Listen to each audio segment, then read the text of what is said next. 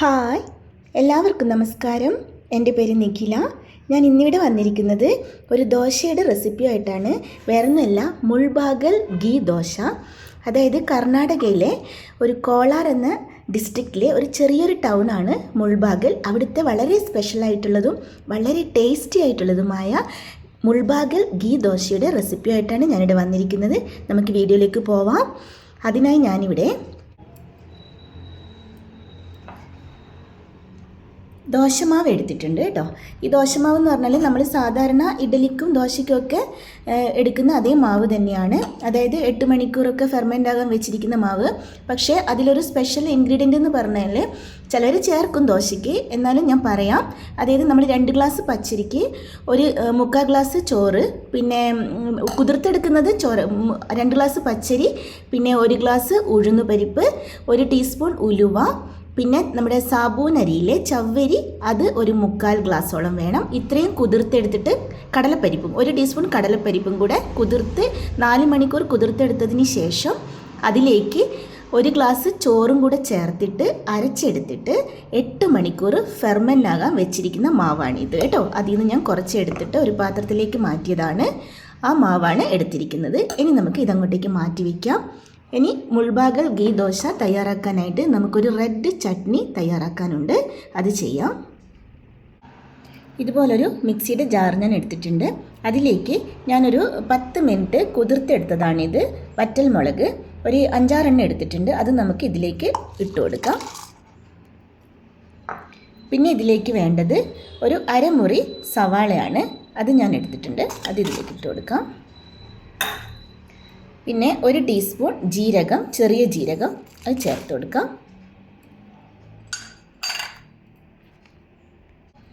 വെളുത്തുള്ളി വേണം, ഒരു 5-6 അല്ലി വെളുത്തുള്ളി ഇട്ട് കൊടുക്കുന്നുണ്ട്. പിന്നെ ആവശ്യത്തിനുള്ള ഉപ്പ്, ഒരു 1/4 ടീസ്പൂൺ ഉപ്പ് ചേർത്ത് കൊടുക്കാം.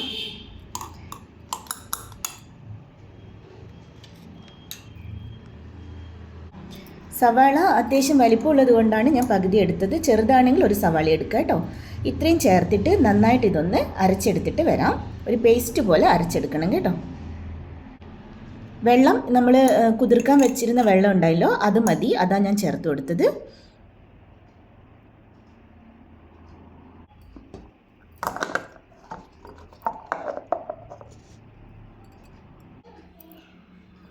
ഇതാ ഇതുപോലെ അരച്ചെടുത്തിട്ടുണ്ട്.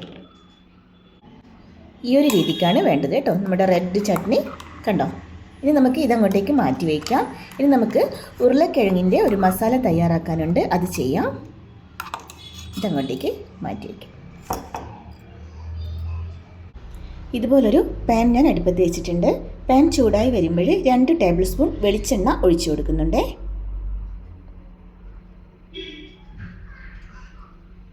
വെളിച്ചെണ്ണ ചൂടായി വരുമ്പോൾ 1 ടീസ്പൂൺ കടുക് ഇട്ട് കൊടുക്കാം.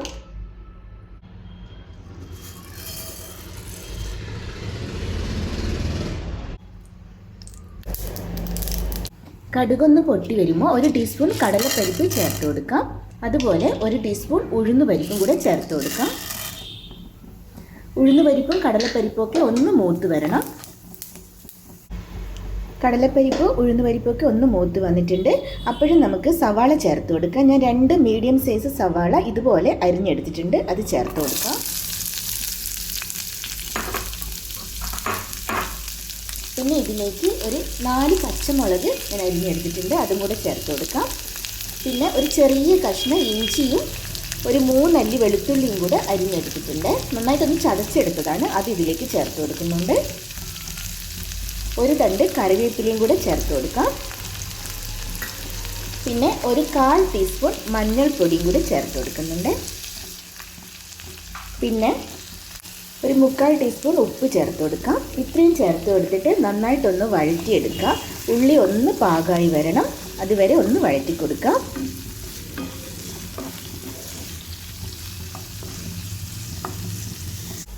ദാ ഇതുപോലെ സവാളയും പച്ചമുളകൊക്കെ നന്നായിട്ട് വാടി വന്നിട്ടുണ്ട്. ഇനി നമുക്ക് ഈ സമയത്ത് ഉരുളക്കിഴങ്ങ് ചേർത്ത് കൊടുക്കണം. ഞാനിവിടെ മീഡിയം സൈസ് 3 ഉരുളക്കിഴങ്ങ് നന്നായിട്ട് വേവിച്ചിട്ട് ഉടച്ചെടുത്തിരിക്കുന്നതാണിത്.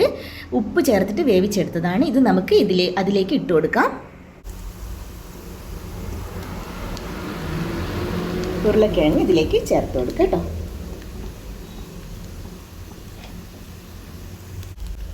ഇനി ഇത് നന്നായിട്ടൊന്ന് എല്ലാം കൂടെ നന്നായിട്ടൊന്ന് മിക്സ് ചെയ്യുക. നന്നായിട്ട് ഉടച്ച് നല്ല ഒരു മസാല പരുവത്തിലാക്കിയെടുക്കുക കേട്ടോ. ഇതുപോലെ നന്നായിട്ടൊന്ന് മിക്സ് ചെയ്യുക. ഈ സമയത്ത് ഉപ്പൊന്നും നോക്കിയിട്ട് ചേർത്ത് കൊടുക്കണം കേട്ടോ. ഞാൻ നോക്കിയപ്പോൾ കറക്റ്റായിരുന്നു. ഇനി ഇതിൻ്റെ മുകളിലായിട്ട് നമുക്ക് കുറച്ചൊരു മല്ലിയിലയും കൂടി ഇട്ട് കൊടുത്താൽ നമ്മുടെ ഉരുളക്കിഴങ്ങ് മസാല ഇവിടെ റെഡി ആയിട്ടുണ്ട് കേട്ടോ.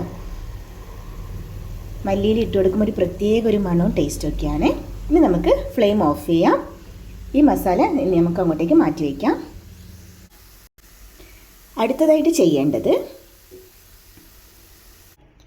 മുൾബാഗൽ ഗീ ദോശ തയ്യാറാക്കാനായിട്ട് ഞാൻ ഇതുപോലൊരു പാൻ അടുപ്പത്ത് വെച്ചിട്ടുണ്ട്. മുൾബാഗൽ ദോശ തയ്യാറാക്കാൻ ഒരു പ്രത്യേക തവയുണ്ട് കേട്ടോ. അവിടെയൊക്കെ കർണാടകയിലൊക്കെ അങ്ങനെയെന്ന് വെച്ചാൽ ഇവിടെ ഇതുപോലെയല്ല, ഒരു സൈഡിൽ ഇങ്ങനെ ഇതുപോലെ തന്നെ കുറച്ച് പൊങ്ങി കിടന്നിട്ട് ഉള്ള ഒരു ചെറിയൊരു തവയുണ്ട്. അതിലാണ് സാധാരണ റെഡിയാക്കുക. പക്ഷേ നമുക്ക് ഇങ്ങനെ ഒരു നമ്മുടെ അടുത്ത് അതില്ലാത്തത് കൊണ്ട് ഇതുപോലൊരു തവയിൽ നമുക്ക് റെഡിയാക്കി എടുക്കാൻ പറ്റും കേട്ടോ. അപ്പോഴും നല്ല ടേസ്റ്റ് തന്നെയായിരിക്കും. പാൻ ചൂടായി വന്നിട്ടുണ്ട്. നമുക്കതിലേക്ക് ഈ മാവ് ഒഴിച്ചു കൊടുക്കണം.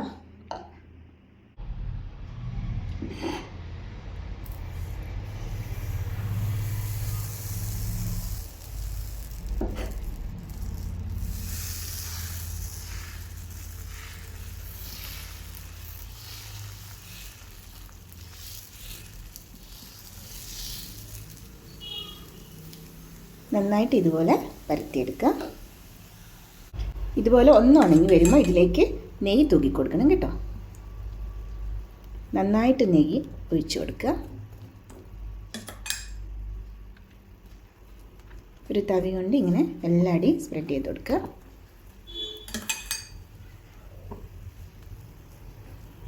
ഈ നെയ്യുടെ ഒരു ടേസ്റ്റ് ഒരു വേറെ തന്നെയാണ് കേട്ടോ. നെയ്യ് തൂക്കി കൊടുക്കുമ്പോൾ നമ്മുടെ മുൾബാഗൽ ഗീ ദോശ എന്നല്ലേ പറയാം. ഇനി ഇതിൻ്റെ മുകളിലായിട്ട് നമ്മൾ നേരത്തെ തയ്യാറാക്കി വെച്ചിരിക്കുന്ന റെഡ് ചട്നിയില്ലേ, അത് ഒരു സ്പൂണ് കൊണ്ട് നന്നായിട്ടൊന്ന് ഇതിൻ്റെ അകത്തൊന്ന് സ്പ്രെഡ് ചെയ്ത് കൊടുക്കുക. എല്ലാവരുടെയും ഒന്ന് ആക്കി കൊടുക്കുക.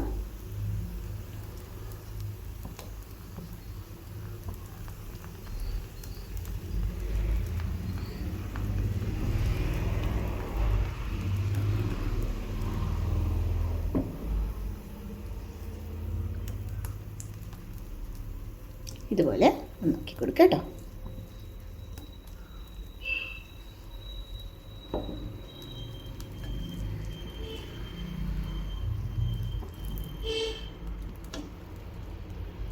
ഇനി ഇതിലേക്ക് നമ്മൾ തയ്യാറാക്കി വെച്ചിരിക്കുന്ന ഉരുളക്കിഴങ്ങ് മസാല ഇതിലേക്ക് ഇട്ട് കൊടുക്കുക കേട്ടോ. ഇതുപോലെ മസാല ഇതിലേക്ക് ഇങ്ങനെ വെച്ച് കൊടുക്കാം.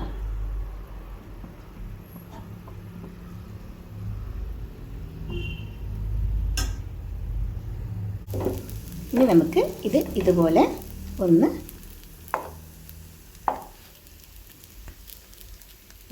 നമ്മുടെ മുൾബാഗൽ ഗീ ദോശ ഇവിടെ തയ്യാറായിട്ടുണ്ട് കേട്ടോ.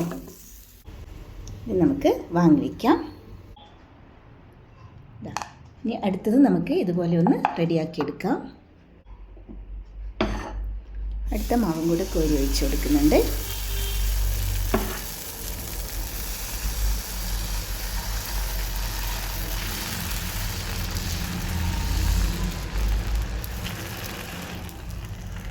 അടുത്ത ദോശ ഇതുപോലെ ഉണങ്ങി വരുമ്പോൾ നമുക്ക് നെയ്യ് ഒന്ന് സ്പ്രെഡ് ചെയ്ത് കൊടുക്കാം.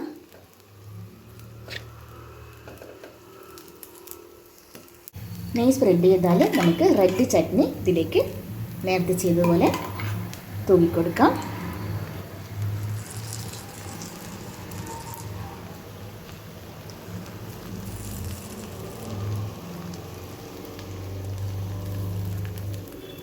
ഇനി നമുക്ക് ഉരുളക്കിഴങ്ങിൻ്റെ മസാല ഇട്ട് കൊടുക്കാം.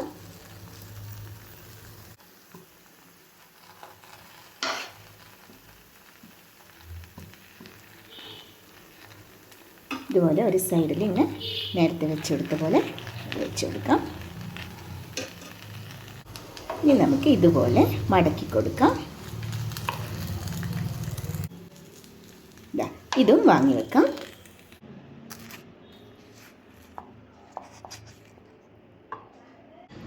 ഇതാ നമ്മൾ വളരെ ടേസ്റ്റി ആയിട്ടുള്ള മുൾബാഗൽ ഗീ ദോശ ഇവിടെ റെഡി ആയിട്ടുണ്ട്. പുറമെ നല്ല ക്രിസ്പിയും ഉള്ളിൽ നല്ല സോഫ്റ്റും ആയിട്ടുള്ള മുൾബാഗൽ ഗീ ദോശ.